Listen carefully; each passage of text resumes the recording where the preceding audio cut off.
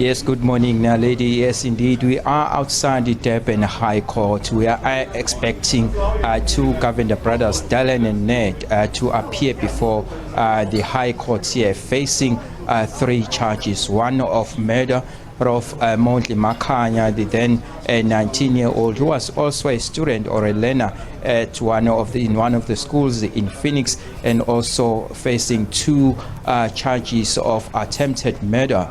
As you may recall that during the day of the 12th of July in 2021, the two brothers and also a number of locals in Phoenix attacked or allegedly attacked Mondli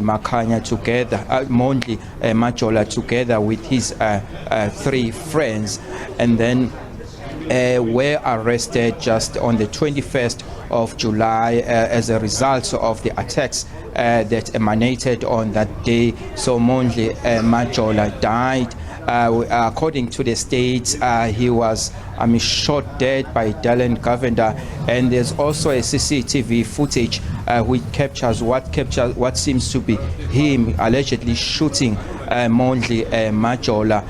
But what he's also saying here in court during his testimony just early this week, he was saying that in his own defense, he was saying apparently he was only pushing Mondli to the ground. He did not shoot him, but also the CCTV footage does show what appears to be him, but he only contending, saying that he was only pushing him on the ground. The CCTV footage does not have an audio, so you may not hear the gunshots being fired. Saying that is only pushing him to the ground. And also two other counts of attempted murder.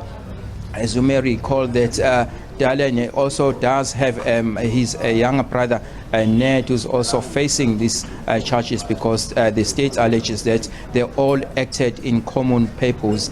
And also the CCTV footage does appears to be Ned assaulting two or three other people.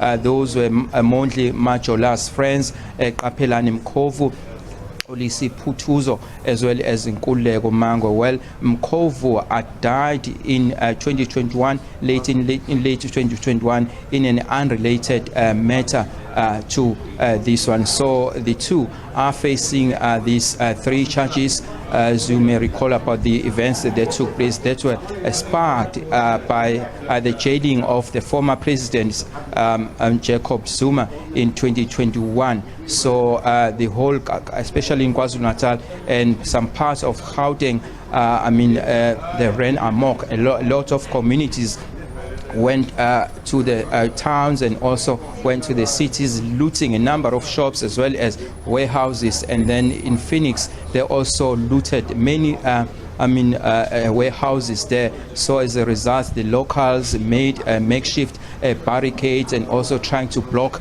the locals from KwaMashu, Inanda, and as well as in other areas, Bombay, who were trying to say that they were protecting their families as well as their properties and businesses. In Phoenix, they had to ward off some of those looters who were on their route to loot the shops as well as warehouses. So this gentleman, Mondli Majola, then died in that unfortunate incident. You may also recall earlier during the bail application that Mondli Majola's body had to be exhumed because of the disputes coming from the pathology services as well as police, because the state does believe that Mondli Majola died after being shot dead by Dylan Govender, while the defense is saying that he died of stab wounds. So his body had to be exhumed so that the courts can then make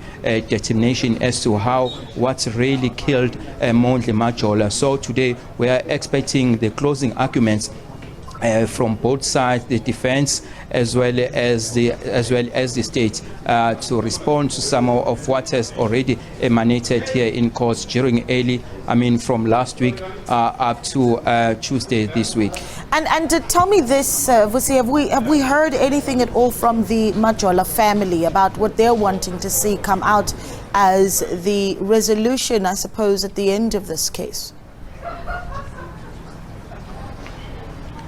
Yes, Mondli Majola's family has always been in court during the bail application, but since the matter came here to the Japan High Court, we haven't really seen them, apart from in one instance whereby Mondli Majola's grandfather had to come and testify, but other than that, they've never been to the High Court. We've spoken to them a number of times. They're saying that they are not being kept abreast of the happenings here inside court. So they've then decided to stay away from the happenings here inside the court, but they're only saying they're only dependent on relying on us as the media to also broadcast this matter. Other than that, they are just staying away. They are staying at home, not keeping really much focus on what is really happening. Apart from that, in one instant where the grandfather, Mondli Majola's grandfather, had to testify here.